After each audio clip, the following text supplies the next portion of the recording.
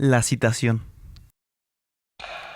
R es uno de mis amigos más antiguos. Una vez, hace mucho, solíamos vivir en pisos del mismo edificio, y por lo tanto, claro está, le veía muy a menudo. Después cambiaron las circunstancias de nuestras vidas y nos separaron a distancias cada vez más grandes, hasta el punto de que solo podíamos vernos de tanto en tanto y con dificultad, quizá una o tal vez 2 veces al año. Y más adelante, apenas unas horas o, como mucho, un fin de semana. Pese a todo esto, nuestra amistad, que fue puramente platónica, se mantuvo intacta aunque, naturalmente, no era posible mantener el mismo nivel de intimidad que antes. Sentía que aún existía entre nosotros un entendimiento cercano e indestructible. Un entendimiento que tenía su origen en que éramos de carácter muy similar y, por lo tanto, estábamos a salvo de cambios inesperados. Había transcurrido mucho tiempo desde la última vez en que nos habíamos visto, por lo que yo estuve encantada cuando tuvimos que por fin completar un nuevo encuentro. Acordamos vernos en la ciudad, cenar juntos y viajar de noche en el tren hasta el barrio donde él vivía. Quedamos a las 7. Yo llegué primero al restaurante y en cuanto dejé mi equipaje en el guardarropa, subí las escaleras hacia el pequeño bar al que solía ir con frecuencia y donde me sentía como en casa. Me percaté de que había un camarero ayudando al barman de siempre y me pregunté, de ese modo tan ocioso en el que fluyen los pensamientos de alguien que espera a otra persona, ¿por qué habían traído un ayudante aquella noche si no había muchos clientes en el bar? Como sea, R apareció casi de inmediato. Nos saludamos con felicidad y casi nos enfrascamos en una conversación que bien podría no haber terminado nunca. Nos sentamos y pedimos la bebida. Fue el camarero, y no el barman, el que nos atendió. Cuando el hombre posó los 2 vasos sobre la mesa, me sorprendió su fealdad. Sé que no deberíamos sentirnos influidos por las apariencias, pero había algo en el aspecto de aquel tipo por lo que no podía evitar sentir rechazo. En cuanto lo miré, me vino a la mente la palabra troglodita. No sé qué aspecto tenían realmente los habitantes de las cavernas, pero yo siento que debían ser muy similares a aquel individuo pequeño, rechoncho y pálido. Pese a no tener ninguna deformación, curiosamente, sí que parecía deforme. Quizás se debía simplemente a que era muy desproporcionado y a que estaba bastante encorvado. No era muy mayor, pero su cara mostraba una expresión extraña de antigüedad, de algo manido y casi obsceno, como si fuese el superviviente de un mundo primitivo. Recuerdo especialmente sus labios, anchos y grises, sin forma, que parecían incapaces de generar algo tan civilizado como una sonrisa. Por increíble que parezca, debía de estar prestándole más atención al camarero que a mi amigo, porque no fue hasta después de que alzásemos las copas cuando percibí cambios en el aspecto de R. Desde nuestro último encuentro había engordado y parecía en general más exitoso. También llevaba un traje nuevo, y cuando lo elogié, me dijo que se lo había comprado ese mismo día, con parte de una gran suma de dinero que había recibido como anticipo de su último libro. Me alegró saber que las cosas le iban tan bien, pero al mismo tiempo, una punzada de celos me atravesó el corazón. Mis asuntos estaban sumidos en un estado tan lamentable que me resultó imposible no comparar mi fracaso con su éxito, que de algún modo indefinible le hacía parecer menos accesible pese a que su actitud era tan amistosa y encantadora como lo había sido siempre. Cuando terminamos las bebidas, bajamos directo al restaurante a cenar. Aquí me sorprendí y, debo admitir, me enfadé de un modo bastante irracional cuando vi que el camarero que se nos acercaba con el menú era el mismo de antes. ¿Qué? ¿Trabajas tanto aquí abajo como arriba?, le pregunté bastante irritada. R debió de sorprenderse mucho con mi tono tan desagradable porque me miró con reprobación. El hombre respondió con bastante educación que había terminado su turno en el bar y que ahora le tocaba atender en el restaurante. Yo hubiese sugerido que nos cambiasen a una mesa que sirviese otro camarero, pero me sentí demasiado avergonzada como para hacerlo. Estaba mortificada por haber mostrado un sentimiento tan irracional y poco empático ante R, que, estaba segura, debía de estar criticándome duramente. Era un mal comienzo para la cena. La noche había tomado un rumbo desafortunado, como una mala racha de cartas que no puedes romper, y todo debido a aquel maldito camarero. Aunque hablamos sin ninguna limitación, la calidez de las chispas que solían saltar cuando estábamos juntos se nos negaba.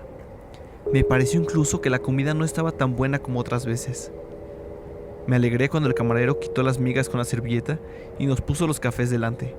Ahora, por fin, nos veríamos liberados del peso de aquella proximidad desfavorable. Pero volvió a los pocos minutos y, acercando su repulsivo rostro al mío, me informó de que alguien reclamaba mi presencia en la entrada. Pero eso es imposible, debe ser un error. Nadie sabe que soy aquí, le dije, mientras él insistía incomprensible y obstinadamente en que había alguien preguntando por mí.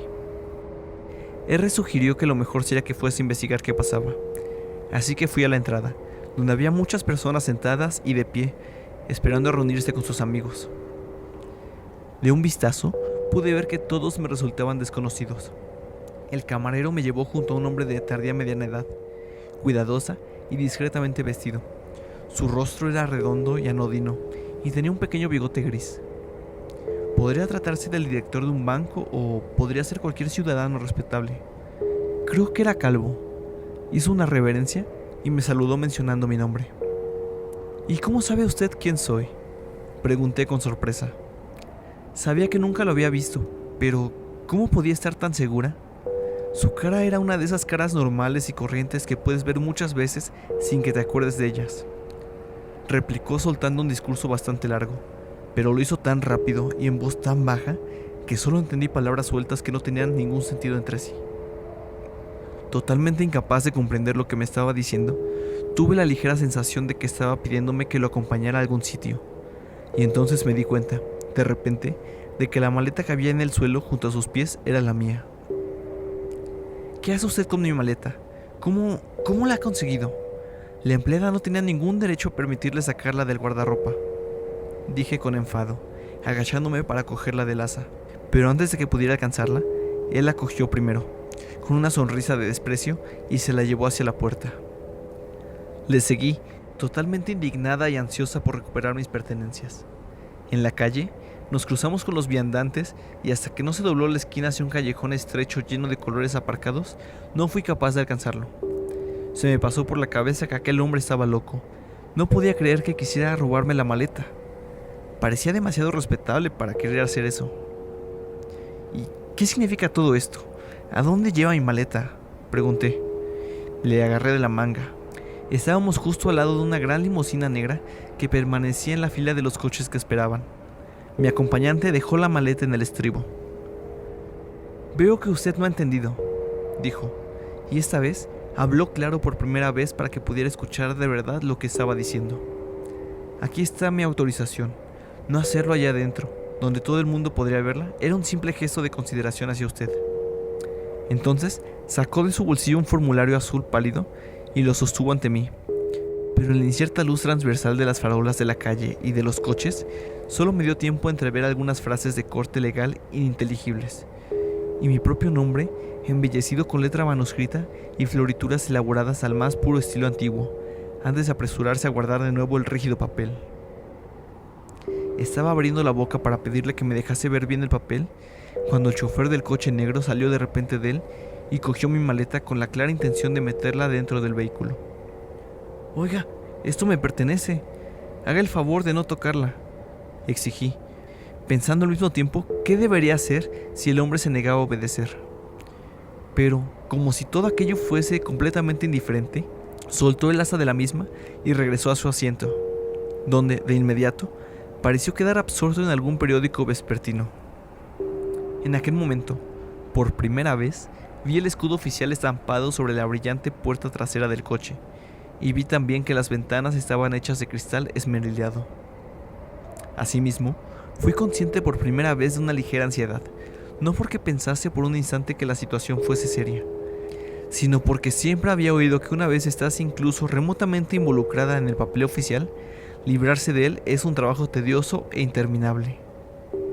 Sintiendo que no había un momento que perder, que debía ofrecer mis explicaciones y escapar antes de enredarme más en aquella ridícula red de malentendidos, empecé a hablarle al hombre mayor. Hablé con tranquilidad y en un tono razonable, diciéndole que no estaba culpándolo en absoluto, pero que, sin duda, se había cometido un error. Yo no era la persona a la que se referían en ese documento, y que seguramente se trataba de otra con mi mismo nombre. Al fin y al cabo, mi nombre era bastante común. Podía pensar, así a bote pronto, en otras dos personas, una actriz de cine y una escritora de relatos que se llamaban igual que yo. Cuando terminé de hablar, lo miré con ansiedad para ver cómo se había tomado mis argumentos. Parecía estar impresionado. Asintió un par de veces con la cabeza de un modo reflexivo, pero no dijo nada. Decidí, alentada por su actitud, hacer un movimiento atrevido, coger mi maleta y caminar rápidamente de vuelta al restaurante. Él no intentó detenerme. Hasta donde pude ver, ni siquiera me siguió. Yo me felicité por haber escapado tan fácilmente. Parecía que se necesitaba audacia para tratar con los funcionarios públicos. R aún estaba sentado a la mesa, donde lo había dejado. Cuando yo me senté, mi humor había mejorado. Estaba bastante alegre, llena de vida y de confianza. Porque, ahora tenía mi maleta conmigo. Y le expliqué el peculiar incidente que acababa de tener lugar. Le conté la historia bastante bien, sonriendo por lo absurdo de todo aquello. Creo que lo conté de un modo realmente entretenido, pero cuando al acabar busqué la sonrisa de R, me sorprendió ver que estaba serio. No me miró, sino que permaneció con la mirada hacia abajo, dibujando un patrón invisible en el mantel con su cucharita del café. Bueno, ¿no te parece algo gracioso que cometieran tal error?, le pregunté, intentando forzar un poco su sonrisa. En ese instante sí que me miró, pero con una cara tan seria y con una mirada tan preocupada que toda mi confianza y buen humor se evaporaron de golpe. Justo en ese instante noté que el camarero feo estaba merodeando cerca, casi como si quisiera escuchar la conversación, y se me diseminó por las venas una sensación de terror. ¿Por qué no dices nada?, le dije, totalmente agitada, mientras R seguía callado. No es posible que creas que hubo ningún error, que soy la persona que estaban buscando. Mi amigo dejó la cuchara y puso su mano en mi brazo. El contacto afectuoso, tan lleno de empatía y compasión, me desmoralizó aún más que sus palabras. Si fuese tú, me contestó lentamente, como con dificultad. Si fuese tú, creo que volvería allí para descubrir de qué se me acusa. Al fin y al cabo, si realmente ha sido un error, te resultará fácil demostrar tu identidad. Si te niegas a ir, lo único que vas a conseguir es crearles una mala impresión. Ahora que tengo tanto tiempo para pensar en situaciones pasadas, a veces me pregunto si R tenía razón.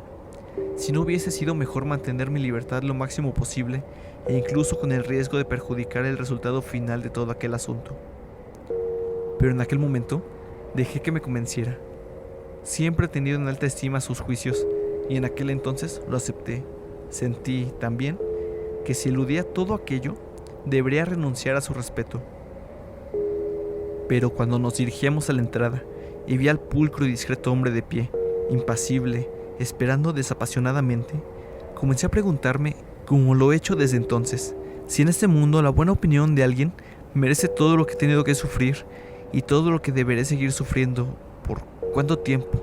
¿Por cuánto tiempo más?